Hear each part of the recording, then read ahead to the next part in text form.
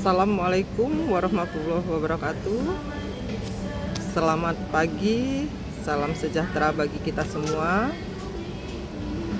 Pertama-tama perkenalkan, saya Forisni Aprilista. Kita pagi ini akan membahas tentang pengenalan deklarasi perdamaian dan penghentian perang. Tetapi sebelum kita masuk jauh lebih dalam pada materi yang akan kita bahas pagi ini, akan lebih baik kalau kita mengerti apa itu hukum internasional, ya. Hukum internasional itu adalah suatu hukum yang dibentuk, ya, atas dasar kesepakatan yang tersurat dan tersirat antar negara. Suatu pengaturan tentang tindakan dan kepentingan subjek komunitas internasional.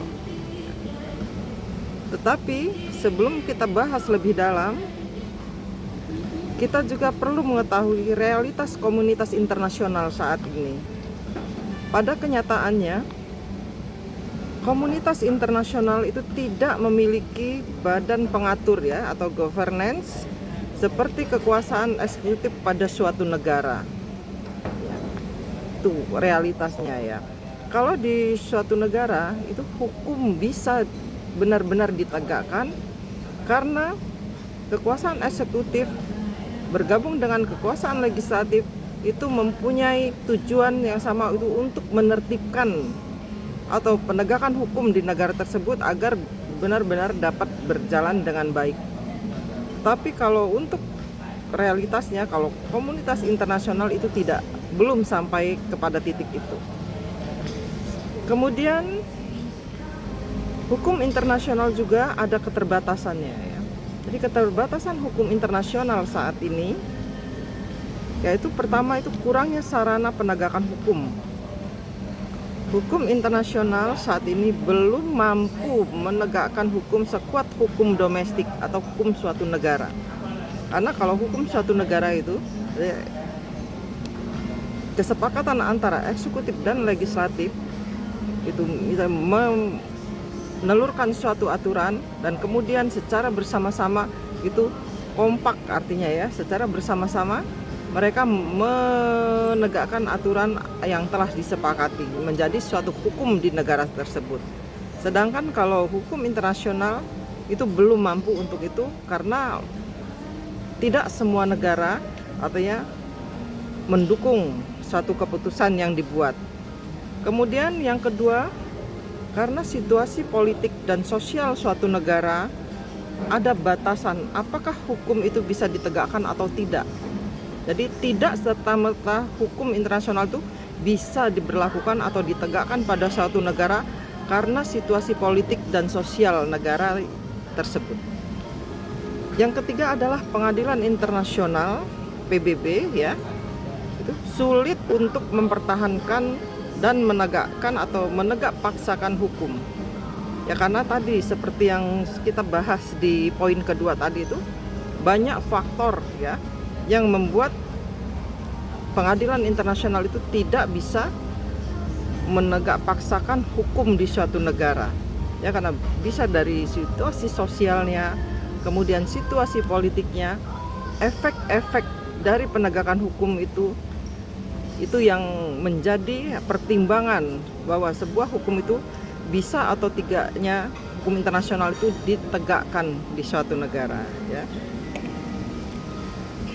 Nah, baiklah, sekarang kita akan ke inti dari materi, yaitu deklarasi perdamaian dan penghentian perang, ya.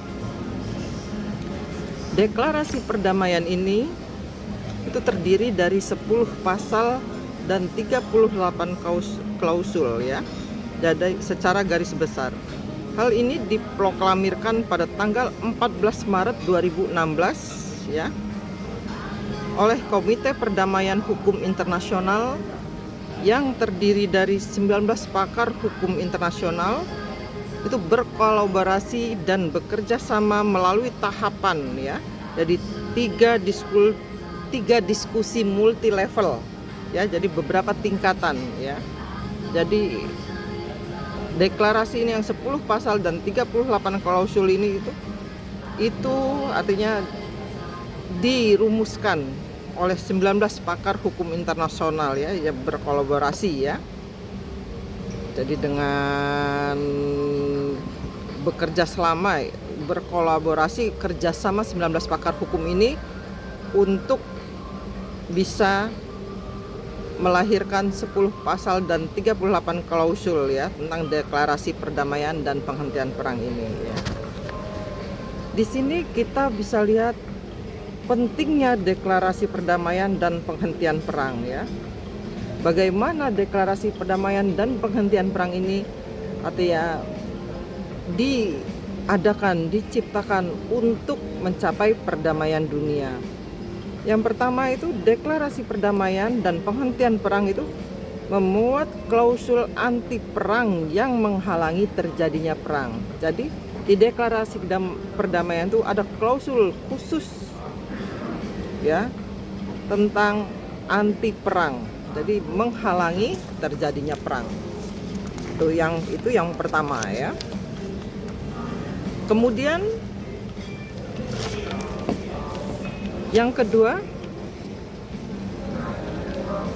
pendekatan komprehensif terhadap resolusi konflik dan perdamaian ya. Jadi menekankan bahwa setiap orang itu harus menjadi pembawa pesan perdamaian untuk mencapai perdamaian. Jadi setiap orang di sini, kita dimanapun, di bagian belahan dunia manapun, siapapun itu diharapkan bisa menjadi pembawa pesan perdamaian ya. Jadi untuk mencapai perdamaian dunia itu tentunya setiap negara-negara ini tidak dapat berdiri sendiri-sendiri. Jadi harus bekerja sama, harus mempunyai komitmen yang sama. Jadi harus mempunyai kemauan yang keras untuk menjadi pembawa pesan perdamaian. Jadi kalau semua manusia di muka bumi ini, di belahan negara manapun, di daerah manapun, sudah mempunyai komitmen yang sama membawa pesan perdamaian, tentunya tidak sulit untuk mencapai perdamaian dunia ya. Kemudian subjek dan penyebab konflik antar bangsa saat ini, yang menyebabkan perang antar bangsa itu karena berbagai faktor seperti konflik politik, konflik ekonomi, konflik budaya, suku, agama, dan lain-lain. Seperti contoh nyata yang di daerah kami ya, di Kalimantan Tengah pernah terjadi konflik perang antar suku ya, akibat dari kesalahpahaman. Begitu dahsyat, begitu luar biasa dampaknya, begitu banyak memakan korban, baik anak-anak, perempuan. Dunia usaha hancur, perekonomian daerah itu sesaat bisa terhenti. Itu akibat dari besarnya pengaruh atau besarnya dampak dari suatu konflik antar suku. Kemudian hal ini melampaui batasan hukum internasional yang ada, karena 10 pasal dalam deklarasi ini diintegrasikan untuk mewujudkan perdamaian seutuhnya. Jadi untuk kemauan semua negara, kemauan semua orang dalam membawa pesan perdamaian itu bisa dapat mewujudkan perdamaian yang seutuhnya, menghindari konflik-konflik yang seperti saya contohkan tadi ya. Kemudian ada yang mungkin kita harus lebih pahami ya, apa saja yang 10 pasal deklarasi perdamaian dan penghentian perang itu ya. Mungkin di sini akan kita lihat satu persatu ya. Seperti melarang ancaman, itu yang pertama, melarang ancaman dan penggunaan kekerasan ya. Jadi menghadapi konflik apapun, menghadapi situasi apapun, perbedaan pendapat yang bagaimanapun, dilarang untuk menggunakan kekerasan dalam penyelesaiannya. Banyak cara-cara damai yang bisa artinya menyelesaikan suatu masalah tanpa perlunya ancaman atau penggunaan kekerasan ya dalam suatu penyelesaian masalah. Yang kedua adalah mengurangi potensi perang dan menggunakan kembali senjata untuk memberi manfaat bagi kemanusiaan. Nah, ini ya. Jadi meminimalisir ya potensi-potensi yang dapat menyebabkan perang. Dan persenjataan yang ada itu bukan digunakan untuk melakukan kekerasan atau memulai suatu perang, tetapi diharapkan bisa memberi manfaat bagi kemanusiaan. Kemudian yang ketiga yaitu membina hubungan persahabatan dan melarang tindakan agresi.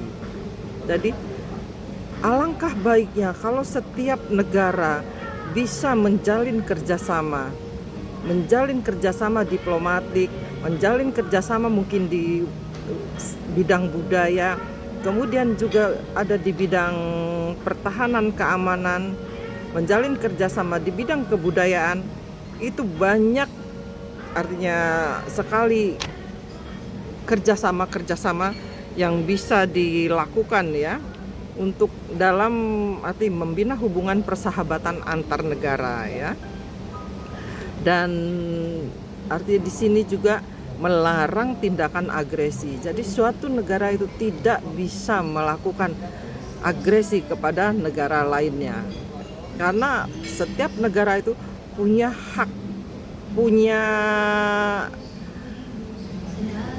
hak ya untuk bisa hidup damai, bisa melakukan artinya menjalankan negaranya dengan damai tanpa ada campur tangan atau agresi dari negara lain ya. Kemudian yang keempat, melarang pemaksaan terhadap batas-batas negara yang diakui secara internasional. Jadi artinya negara-negara itu yang sudah ada batas-batas wilayahnya yang sudah diakui secara internasional, itu negara lain tidak berhak memaksa ya untuk merubah batas-batas negara tersebut. Karena pemaksaan terhadap batas negara itu bisa memicu konflik yang berujung pada peperangan ya. Kemudian yang kelima, menjamin hak menentukan nasib sendiri suatu bangsa dan negara. Ya, di sini seperti nomor 4 tadi ya. Jadi setiap negara itu berhak menentukan nasib sendiri, berhak mengatur nasib negaranya sendiri tanpa ikut campur atau tanpa campur tangan dari negara lain. Jadi mereka punya hak ya. Kemudian yang keenam, menyelesaikan perselisihan internasional melalui cara-cara damai ya. Banyak contoh sekarang sedang terjadi perang ya, seperti perang di Palestina ya, bagaimana artinya Israel dengan Palestina sudah begitu lama terjadi perang, begitu banyak korban yang sudah baik itu dari anak-anak, perempuan, keluarga bahkan yang terpisah, anak-anak yang kehilangan orang tua, istri-istri yang kehilangan suami, itu akibat dari kemudian tempat tinggal yang hancur. Di musim dingin mereka tidak punya tempat berteduh. Jadi itu contoh ya betapa dahsyatnya dampak dari sebuah peperangan. Jadi bagaimana kita bisa menyelesaikan perselisihan, diharapkan bisa menyelesaikan perselisihan itu melalui cara-cara damai. Jangan sampai perang-perang lain bisa terjadi di belahan dunia manapun. Kemudian yang ketujuh adalah mengakui hak untuk membela diri. Jadi setiap negara itu punya hak untuk membela dirinya jika mendapat gangguan dari negara lain. Jadi setiap negara itu punya hak untuk itu. Kemudian yang 8, menumbuhkan kebebasan beragama. Kebebasan beragama itu adalah hak individu, hak asasi manusia. Jadi setiap manusia itu dijamin haknya untuk memeluk suatu agama sesuai dengan kepercayaan dan keyakinannya. Jadi di sini hukum internasional itu atau dalam deklarasi perdamaian itu salah satu pasalnya juga menumbuhkan kebebasan beragama, mengakui kebebasan beragama. Kemudian yang ke-9 adalah mendorong hidup berdampingan secara damai di antara kelompok agama dan etnis. Jadi kelompok agama atau etnis itu diharapkan bisa hidup berdampingan. Ya, jadi di sini 10 pasal deklarasi perdamaian ini mendorong setiap bangsa bisa hidup berdampingan secara damai. Dari kelompok manapun, dari agama apapun, dari etnis apapun, dari belahan dunia manapun. Jadi diharapkan bisa hidup berdampingan secara damai. Nah, yang terakhir yang 10 adalah menyebarkan budaya damai. Jadi diharapkan setiap manusia, setiap orang, setiap kelompok, setiap negara itu diharapkan dapat menyebarkan budaya damai, ya. Jadi budaya damai ini diharapkan bisa menyebar ke seluruh dunia sehingga bisa mewujudkan yang namanya perdamaian dunia, ya. Jadi para penanda tangan deklarasi ini dengan ini mendesak ya agar segala upaya dilakukan agar deklarasi ini diadopsi dan dihormati oleh setiap negara. Mungkin itu saja yang bisa saya sampaikan ya terkait dengan materi kita kali ini, yaitu deklarasi perdamaian dan penghentian perang yang terdiri dari 10 pasal dan 38 klausul. Semoga bisa dipahami, semoga ini bisa diterima dengan baik, semoga pesan perdamaian ini bisa disebarluaskan. Damai itu indah dan damai itu membahagiakan. Terima kasih atas segala perhatiannya, mohon maaf atas segala kekurangan. Saya akhiri, wabillahi taufiq wal hidayah, wassalamualaikum warahmatullahi wabarakatuh. Salam damai.